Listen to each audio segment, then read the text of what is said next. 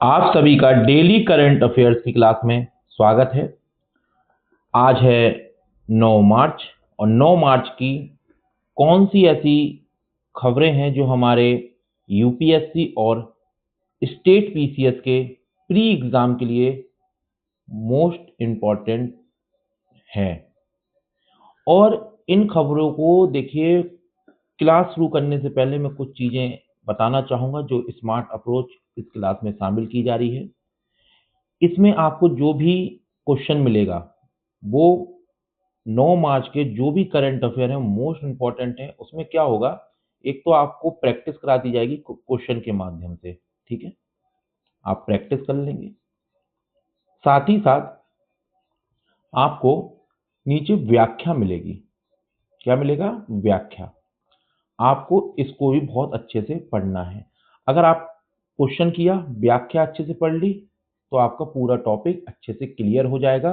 जो यूपीएससी या किसी भी स्टेट पीसीएस में वहां से क्वेश्चन बनेगा तो आपसे नहीं छूटेगा। अब इस क्लास की 90% से ऊपर चांसेस हैं कि क्वेश्चन सीधे आपको एग्जाम हॉल में दिखेंगे। उसका पहला कारण क्या है कि जो भी यहाँ क्वेश्चन बनाया जा रहा है या जो भी टॉपिक शामिल किया जा रहा है, उस पीवाईक्यू प्रीवियस ईयर क्वेश्चन को बहुत डेप्थ में एनालिसिस किया जा रहा है कि यूपीएससी किस टॉपिक को ज़्यादा वरीयता देता है, किस टॉपिक से कितना पूछने का प्रयास करता है। ये 10 साल के पेपर देखे गए हैं अच्छे से, तब उन टॉपिक को आपके लिए यहाँ पर क्वेश्चन के माध्यम से रखा गया है। अगर इन क्वेश्चन की, और इसके साथ क्या है, पीवाईक्यू तो है ही है, साथ ही साथ जो बच्चे बेसिक बुक नहीं पढ़ पा रहे हैं आपका एनसीईआरटी की, तो इसमें एनसीईआरटी का जैसे कोई टॉपिक आता है तो हमारी टीम के द्वारा क्या किया जा रहा है कि एनसीईआरटी का जो कोर टॉपिक का कोर होता है ना, उसको यहाँ जरूर शामिल किया जाता है कि यूपीएससी या स्टेट पीसीएस आपसे पूछे तो आपसे वो चीज रह ना जाए। ठीक है, और चलिए अभी क्लास स्टार्ट करते हैं। बाकी कुछ जो चीजें हैं मैं आगे आपको बताता जाऊंगा। देखिए क्वेश्चन का स्टैंडर्ड देखिए, चीजें देखिए, फिर आप खुद एनालाइज कीजिए। देखिए राज व्यवस्था है, राज व्यवस्था से क्वेश्चन नंबर 1 है न्यायिक सक्रियता, जुडिशियल एक्टिविज्म और न्यायिक अतिरेक, जुडिशियल ओवररीच के संदर्भ में निम्नलिखित कथनों पर विचार कीजिए। हमसे पूछा है कथन कौन सा सही है। किसी भी क्वेश्चन को करने से पहले, चाहे आप एग्जाम हॉल में जाएं, चाहे आप मेरी क्लास में क्वेश्चन करें, इन 3 बातों को पहले अपने दिमाग में अच्छे से रखना है, तभी हमें किसी क्वेश्चन को करना है।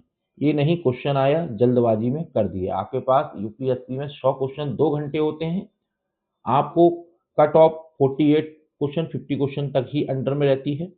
अगर आप 55 क्वेश्चन भी सही करने का प्रयास करते हैं तो उस 2 घंटे में, तो आपका प्री निकल जाता है। यह नहीं कि आप 90 करने का प्रयास कर रहे हैं, है ना।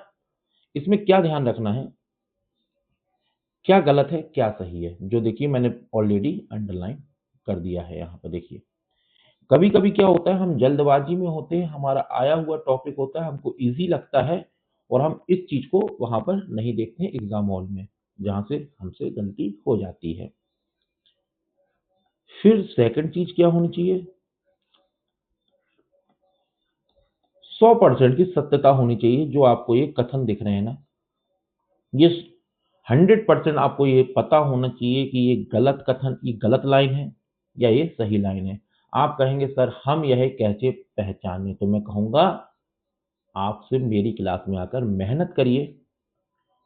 पर day daily current affair, 2000 MCQ, weekly current affair, हर जगह आपको प्रैक्टिस ही प्रैक्टिस है। आप आइए,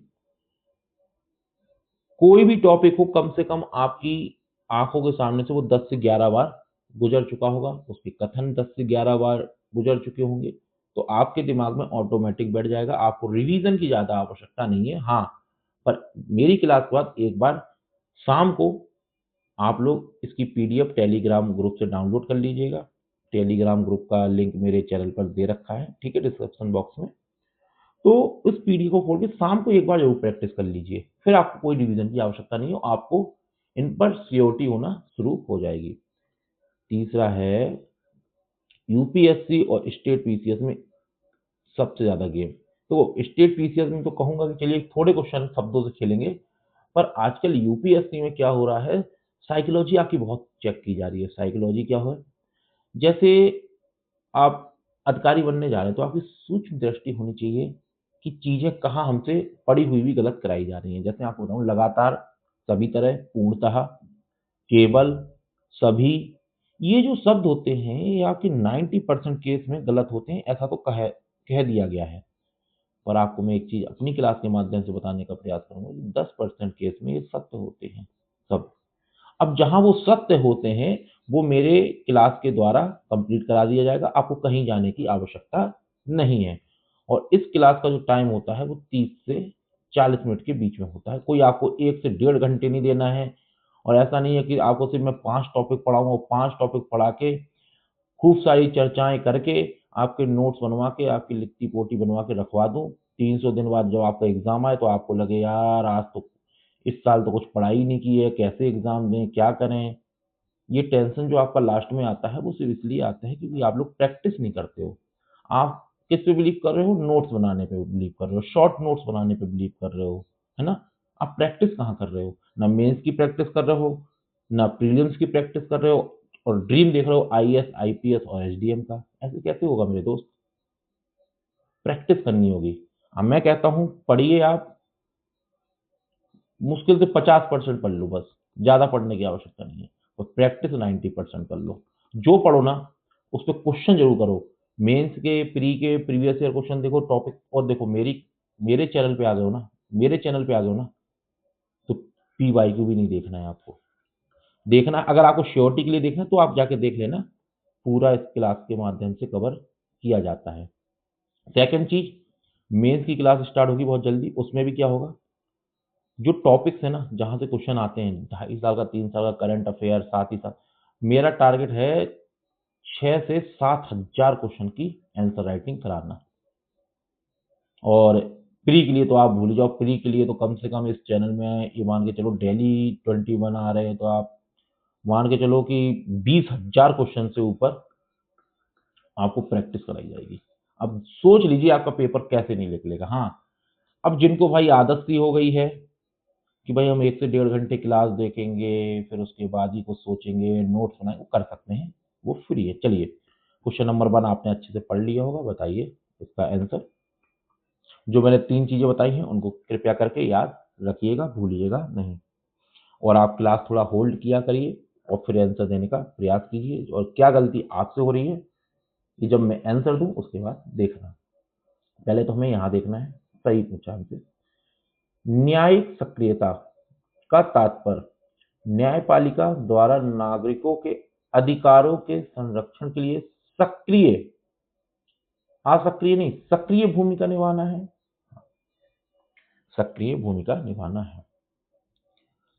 जब न्यायपालिका विधायिका या कार्यपालिका के कार्यों में हस्तक्षेप करती है तो इसे न्यायिक, देखिए, अतिरेक क्या कहते हैं, न्यायिक अतिरेक। मतलब कि जब न्यायपालिका, जो हमारी विधायिका है, विधायिका मतलब आप समझ रहे हैं संसद, और एग्जीक्यूटिव बॉडी समझ रहे हैं जो कार्य करते हैं, है ना। जैसे कि विधायिका में आप जाएंगे तो राजनीतिक कार्यपालिका भी होती है, और आपकी, बताइए, राजनीतिक कार्यपालिका में जैसे मंत्रिमंडल आ गया, ठीक है, कैबिनेट मंत्री आ गए, ये सब क्या हो रहा है, प्रधानमंत्री आ गए, ये सब क्या है, राजनीतिक कार्यपालिका जो कार्य कर रहे हैं।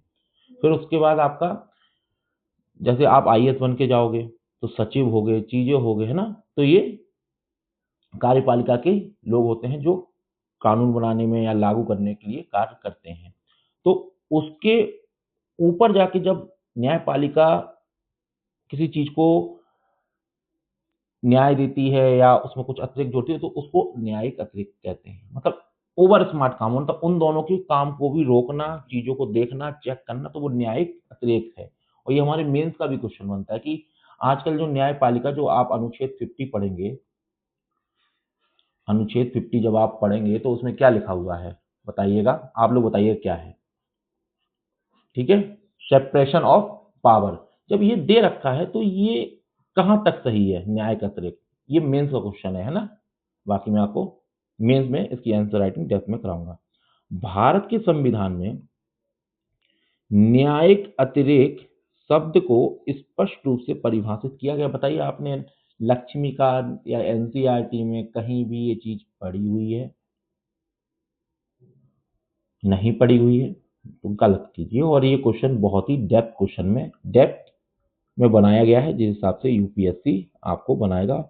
और यूपीएससी अगर इस तरीके से कथन नहीं पूछेगा तो आपको पता है कि नया ट्रेंड क्या लाया, और मुझे लगता है 2026 में भी ये ट्रेंड बदला जाएगा। यूपीएससी सारा साइकोलॉजी जो है ना वो यहाँ पे आके आपकी चेक करती है, पर आप अगर यहाँ स्ट्रांग हैं और थोड़ा सा यहाँ समय दे देंगे, जो भी नया परिवर्तन किया गया है आप सही कर लेंगे। ठीक है, चलिए बाकी देखिए, व्याख्या भी बहुत अच्छे ढंग से आपको नीचे दी गई है। अगर आप इसे बहुत अच्छे से पढ़ लेते हैं तो आपका कॉन्सेप्ट बहुत अच्छे से क्लियर हो जाएगा, आप बहुत अच्छे से चीजों को समझना शुरू कर देंगे। क्वेश्चन नंबर 2 आपकी स्क्रीन पर, बताइए इसका आंसर। मैंने ये अपनी क्लास में कई बार पढ़ाया है, और मैं जिन्होंने नहीं भी मेरी क्लास देख पाई है, पर मैं उम्मीद करूंगा इसका आंसर बहुत बच्चे दे लेंगे, गलती मत करना।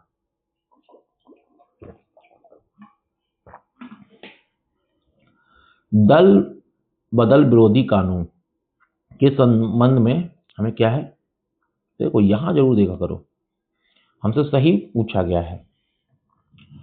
10वीं अनुसूची के तहत किसी सदस्य की अयोग्यता का निर्णय सदन के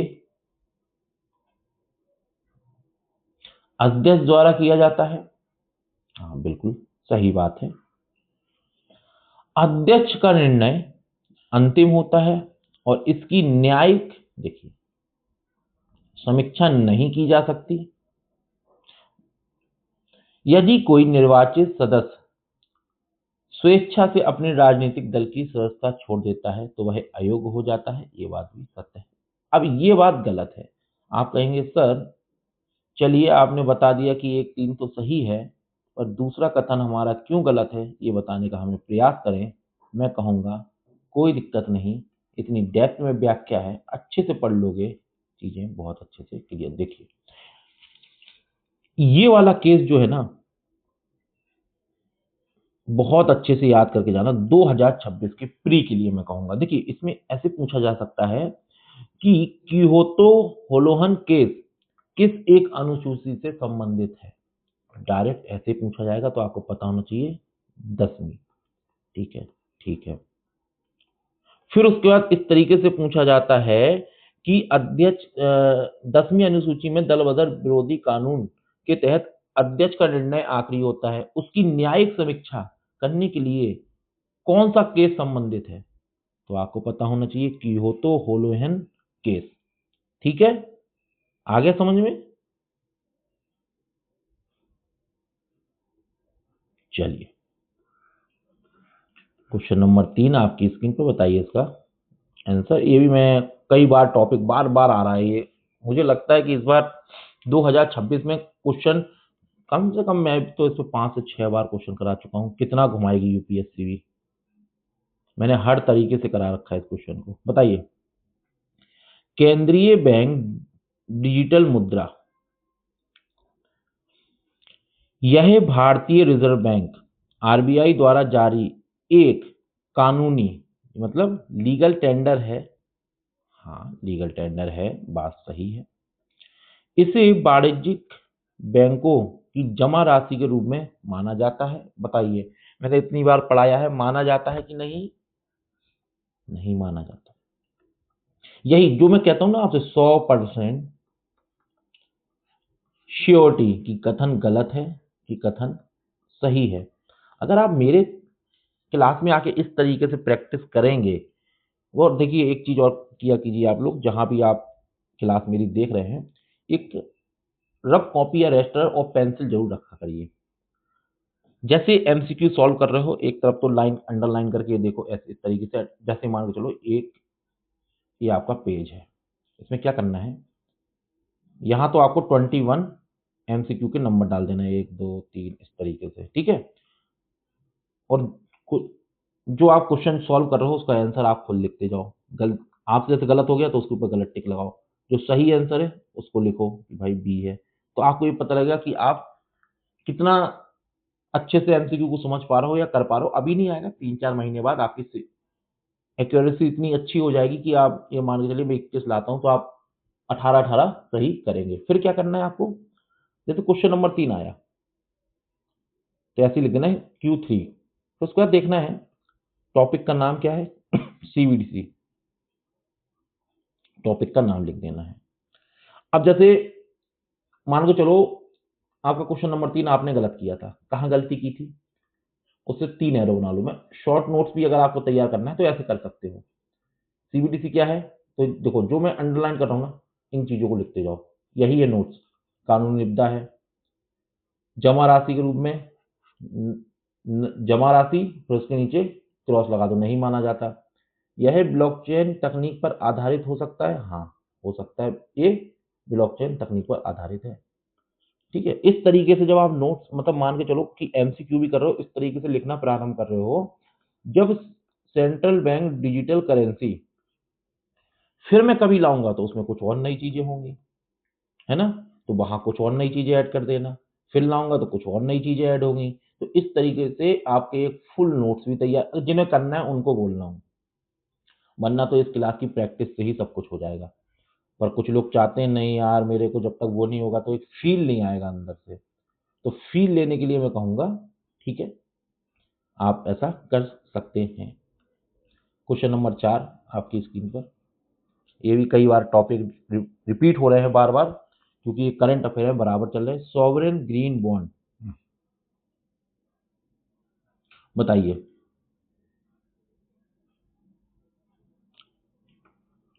अगर इस तरीके से क्वेश्चन आए ना और नीचे यहाँ पर कुछ भी ना दे रखा हो सही या गलत, तो यही देख लो, कथनों पर विचार करें, मतलब आपसे देखो इस तरीके से भी ट्रैप यूपीएससी खेल सकता है इस बार के एग्जाम में। अब आप कंफ्यूज हो जाओगे, मुझसे गलत पूछा कि सही, तो याद करें, याद रखना यहाँ पर सही ही पूछा गया है, गलत होता तो पक्का वो लिखता। इनका उपयोग विशेष रूप से, देखिए इस शब्द को याद रखना, विशेष रूप से सार्वजनिक क्षेत्र की परियोजनाओं के लिए किया जाता है, जो अर्थव्यवस्था की कार्बन तीव्रता को क्या करती हैं, कम करती हैं, और सार्वजनिक क्षेत्र की परियोजनाओं के लिए किया जाता है, ना कि निजी क्षेत्र की। भारत में ये bond security exchange board of India द्वारा जारी किए जाते हैं, नहीं मैं कई बार पढ़ा चुका हूं, ठीक है। यह वित्त वर्ष 2022-23 के केंद्रीय बजट में घोषित किया गया था। ये लाइन जरूर याद रखना, किस बजट में घोषित किया गया था, ठीक है। अब दूसरा कथन क्यों गलत था, देखो इतनी बार मैं पढ़ा भी चुका हूं, यहीं से हेर फेर होगी, याद रखना, ठीक है, ना कि सेबी के द्वारा, रिजर्व बैंक ऑफ इंडिया के द्वारा। क्वेश्चन नंबर 5 आपकी स्क्रीन पर, सब्जेक्ट है भूगोल, बताइए इसका आंसर। लाल सागर को पहले तो मैंने उस तरीके से बताया था कि लाल सागर से किन देशों की सीमाएं लगती हैं, है ना, मैप बेस्ड क्वेश्चन था, ठीक है। ये भी मैप बेस है पर इसमें थोड़ा सा मैंने कथन आधारित कर दिया है, बताइए। क्योंकि जब टॉपिक रिपीट होते हैं ना बार बार न्यूज में, कुछ मैं चेंज करके भी लाता हूँ कि बच्चे का दिमाग उस तरीके से कार्य कर पा रहा है कि नहीं कर पा रहा है, जो क्वेश्चन पहले मैंने करा रखे थे। लाल सागर स्वेज नहर के माध्यम से भूमध्य सागर से जुड़ा है, देखो यहाँ थोड़ा सा चेंज करके, थोड़ा सा कहते नहीं है मिक्स करके या मटेरियल मसाला डाल के, जैसे यूपीएससी करता है, लाल सागर स्वेज नहर के माध्यम से भूमध्य सागर से जुड़ा है, बात बिल्कुल सत्य है।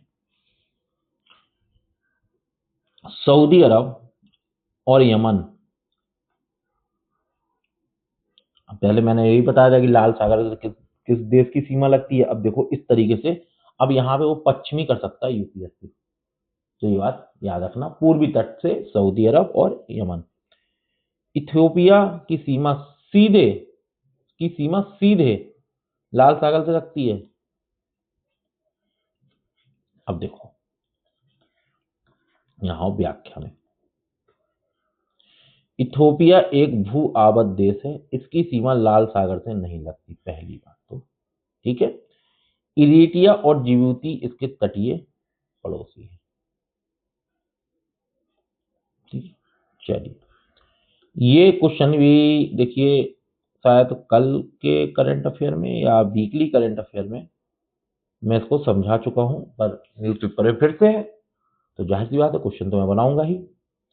और यूपीएससी बनाएगा एल नीनो मोडोकी नया है हर स्टेट पीसीएस के लिए, यूपीएससी के लिए बहुत इंपॉर्टेंट है। बताइए इसका आंसर, और इस पर कॉन्सेप्ट पे कमांड करना है तो व्याख्या बहुत अच्छे से आपको पढ़नी होगी।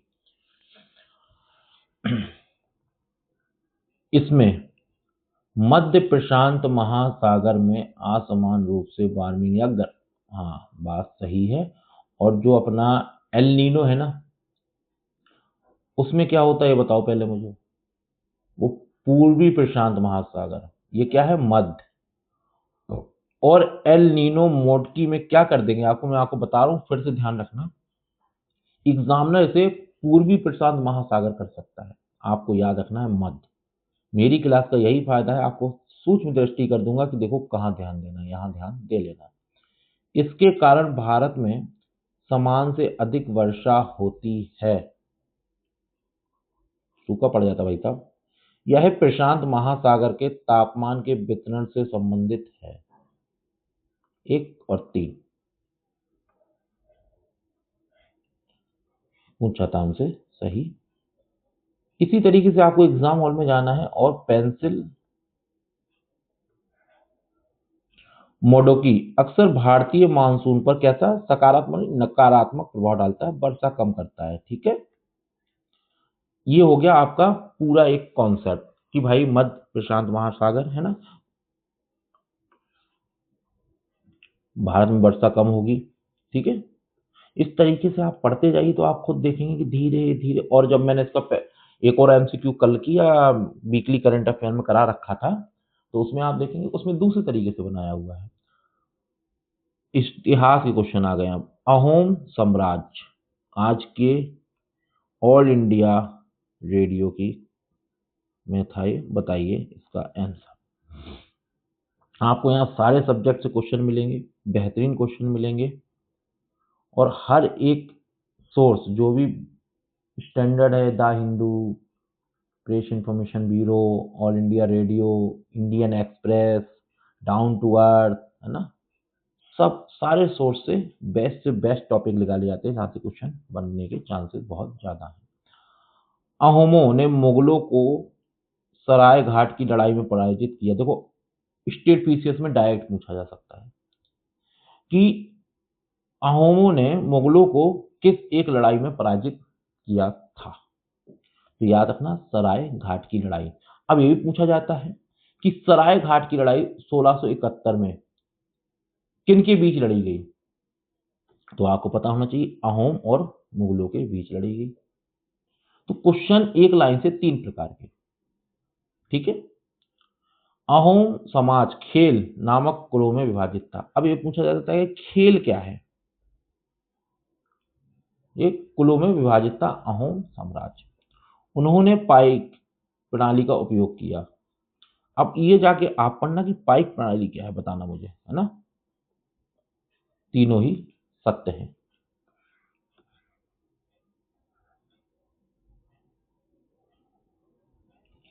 ये और अच्छे से पढ़ लेना किसने हराया था, है ना।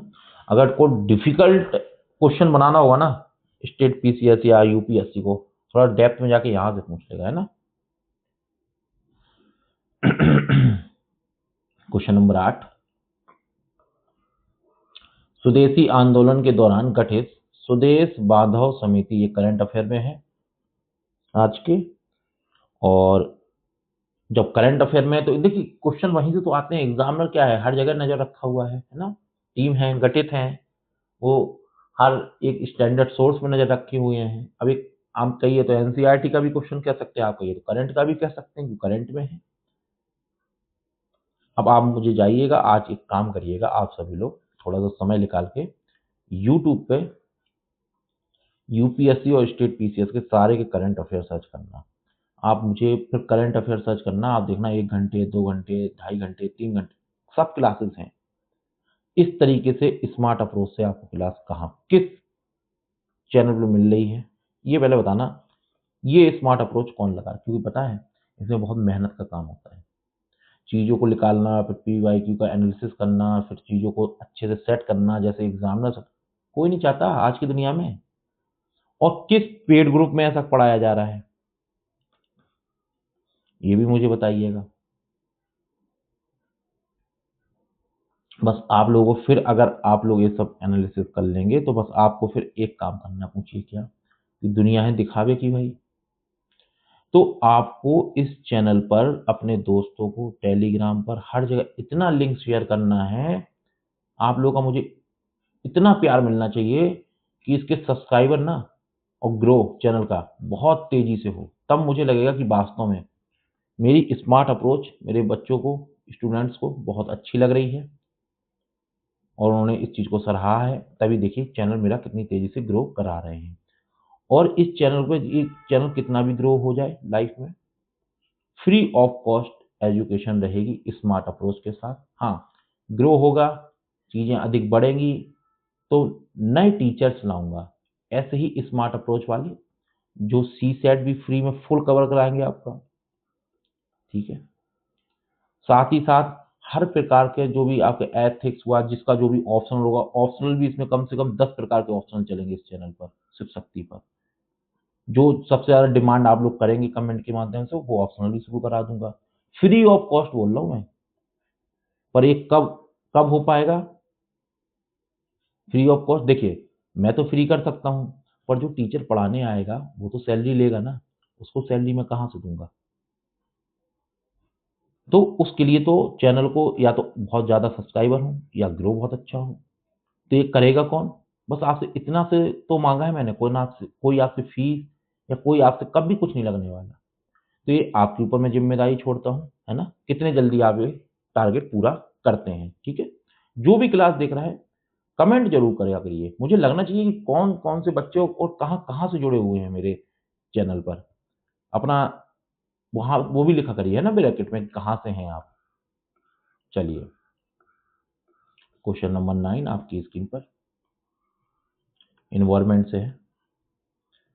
Global alliance for incinerator alternatives, important question है, क्योंकि जो क्वेश्चन पढ़ने में ही आपको थोड़ा सा इतना समय लग जाए। जो ये GAIA है, ये शून्य अपशिष्ट की वकालत करता है कि भाई जो भी अपशिष्ट है वो जीरो वेस्ट हो। हाँ, बात सही है, करता है।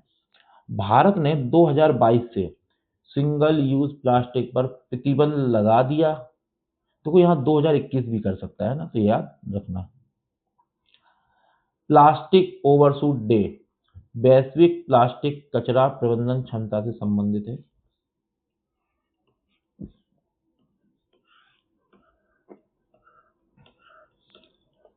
क्वेश्चन नंबर 10 आपकी स्क्रीन पर, केन बेतवा लिंक परियोजना, बताइए इसका आंसर।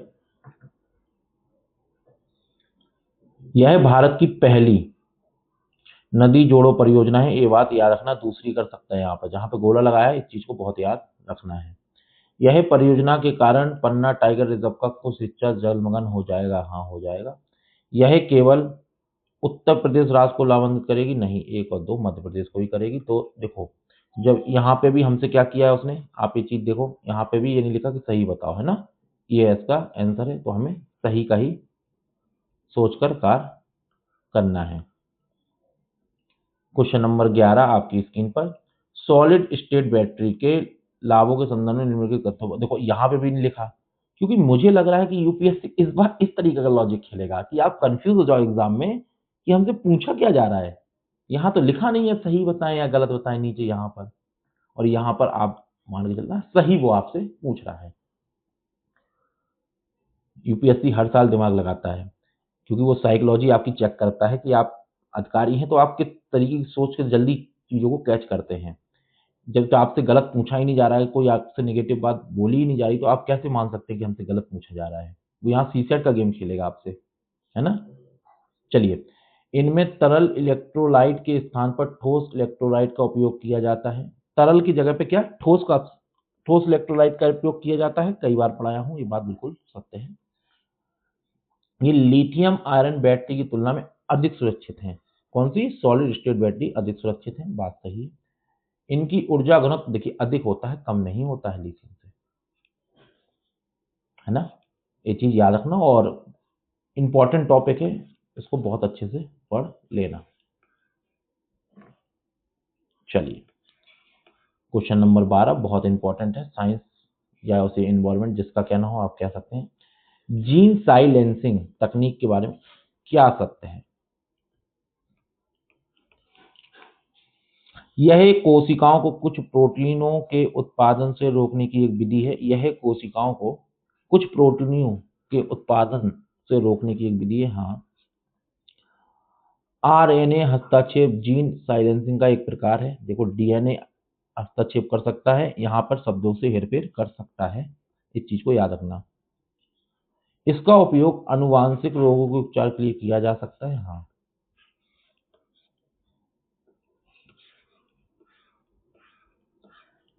क्वेश्चन नंबर 13, आप ये देखो सारे टॉपिक 21 टॉपिक हैं टोटल, कोई टॉपिक ऐसा नहीं है कि जो इसी क्लास में रिपीट हो गया हो।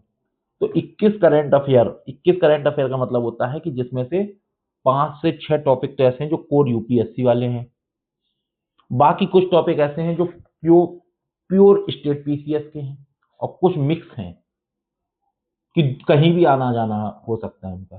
ठीक है, चाबहार बंदरगाह के देखो ये जैसे है, ये मैं कहूंगा यूपीएससी स्टेट पीसीएस दोनों के लिए ही इंपॉर्टेंट है, करंट अफेयर में है, पूछा जाता है। तो ये तो पहले तो ये याद रखना है कहाँ स्थित है। ठीक है, यहाँ पे हेरफेर किया जा सकता है, ईरान किया जा सकता है यहाँ पे, है ना, या कुछ ईरान करके आपको दे देगा, आपने ध्यान नहीं दिया, आप गलती कर जाओगे। यह भारत को अफगानिस्तान और मध्य एशिया तक पहुंच प्रदान करता है। यह अंतरराष्ट्रीय उत्तर दक्षिण परिवहन गलियारे का हिस्सा है।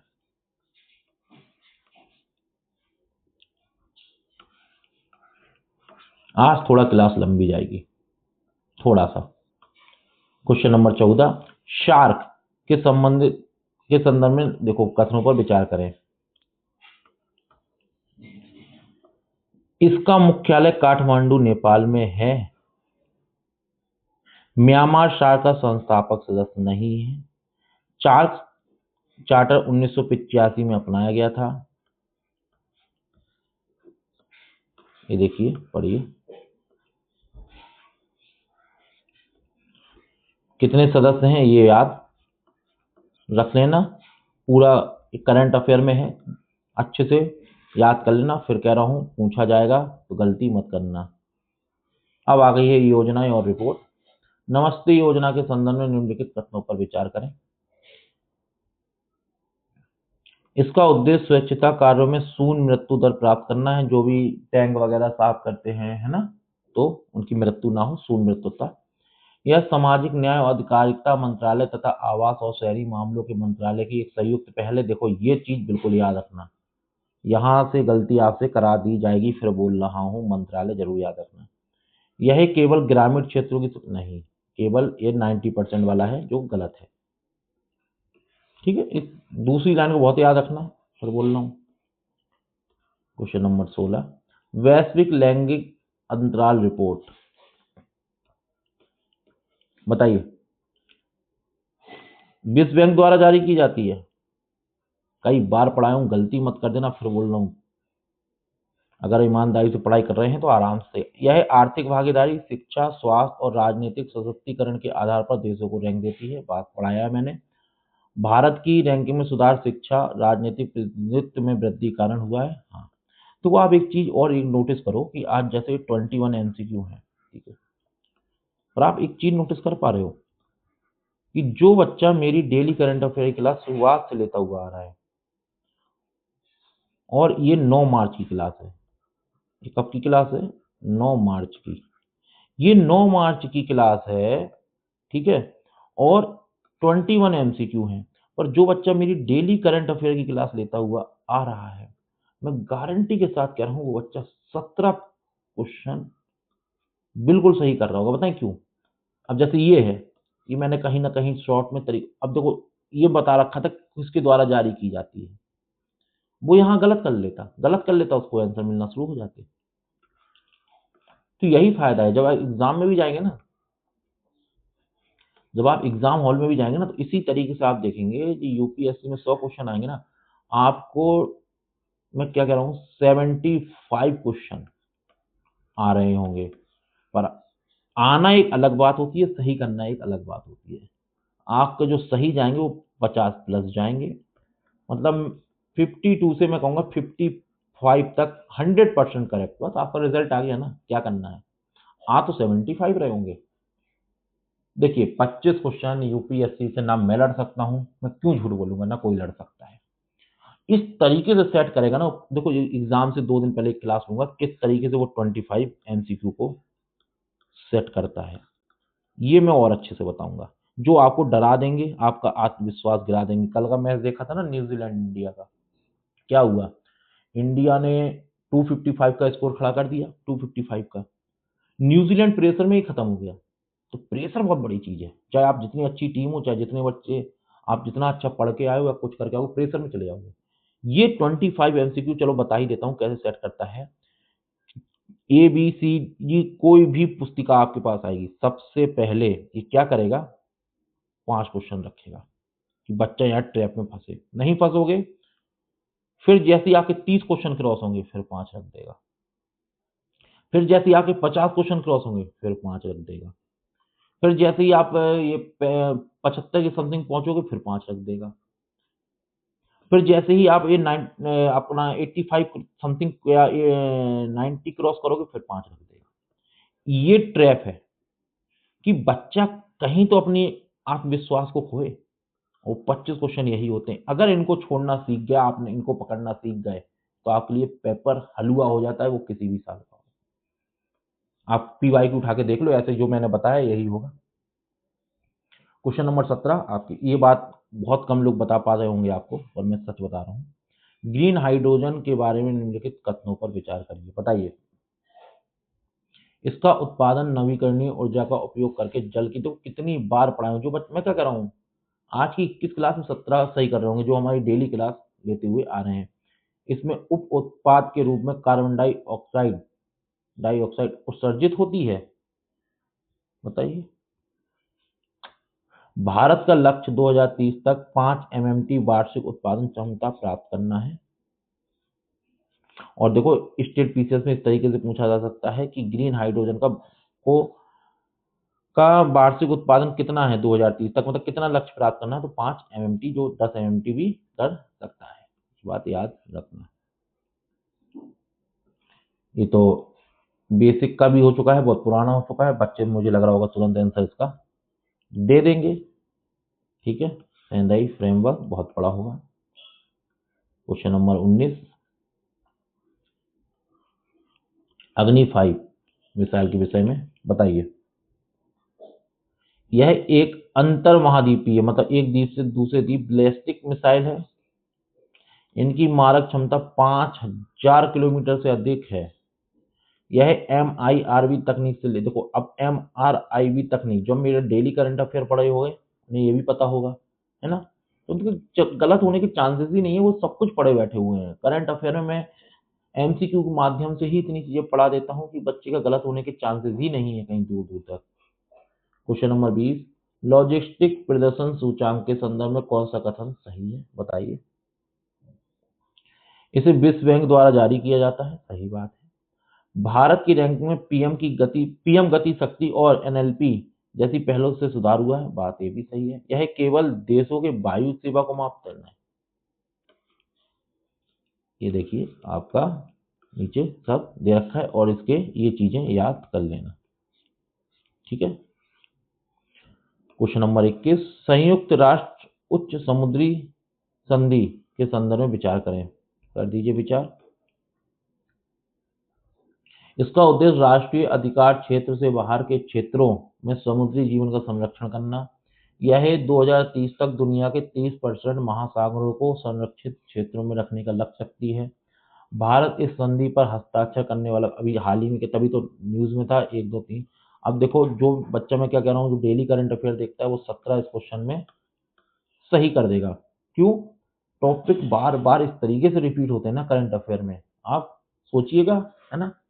और आपको मेरी क्लास पसंद आई तो लाइक करिएगा, कमेंट जरूर करिएगा। देखिए, प्यार बनाते रहिए, कमेंट करते रहिए, और अधिक से अधिक टेलीग्राम, इंस्टाग्राम, फेसबुक, जो भी जहाँ पे भी आप सहयोग अच्छे से देना चाहते हैं कि नहीं, अधिक से अधिक हमें चैनल को ग्रो कराना है, और हमें फ्री ऑफ कॉस्ट जब सब कुछ मिलेगा, हमें हमारा ऑप्शनल सब्जेक्ट हर एक चीज़ मिलेगी, तो क्यों नहीं हम इतना काम कर सकते हैं। ठीक है, तो इस तरीके से आप कार्य करिएगा। टेलीग्राम ग्रुप से भी जुड़िएगा सब्सक्राइब करके। धन्यवाद।